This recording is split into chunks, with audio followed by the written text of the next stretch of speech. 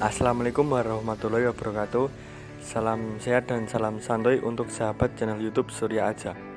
Pada video kali ini saya akan menjelaskan atau mendeskripsikan tentang apa itu remote sensing. Remote sensing atau penginderaan jauh merupakan cara untuk memperoleh data atau informasi tentang suatu objek tanpa melakukan kontak langsung dengan objek tersebut. Sinar matahari yang mencapai ke permukaan bumi dan mengenai suatu objek dipantulkan dan direkam oleh sensor. Selain itu, setiap benda yang mempunyai suhu di atas 0 derajat Kelvin atau minus 275 derajat Celcius memancarkan tenaga termal yang kemudian direkam oleh sensor termal. Tenaga pantulan dan tenaga pancaran tersebut jika terekam oleh sensor maka akan membuahkan data penginderaan jauh yang berupa data digital dan citra. Citra adalah gambar objek di permukaan bumi yang direkam oleh alat pemantau atau sensor. Data tersebut lalu diinterpretasikan dan diolah sesuai dengan kehendak dan keperluan dari user pengguna data.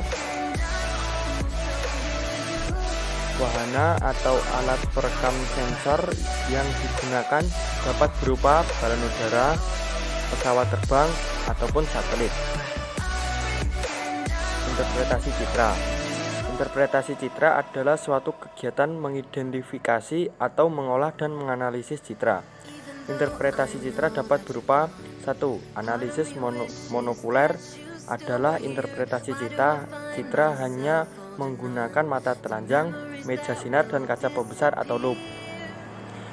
Analisis stereoskopik adalah analisis menggunakan alat stereoskop, yaitu alat untuk menampilkan citra agar kelihatan 3 dimensi. Macam stereoskop adalah stereoskop saku dan stereoskop cermin atau stereoskop meja.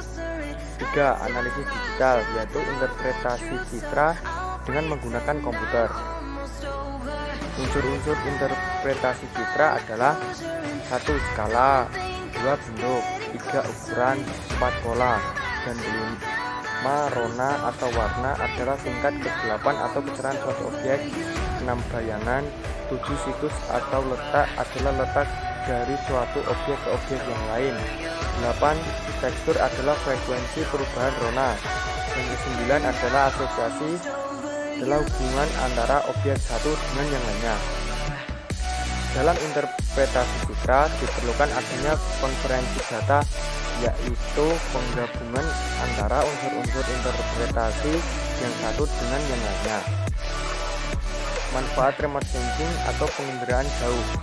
Untuk memantau objek di bumi, sekarang sudah berkembang pengambilan data melalui satelit-satelit. 1. Gemini 1968.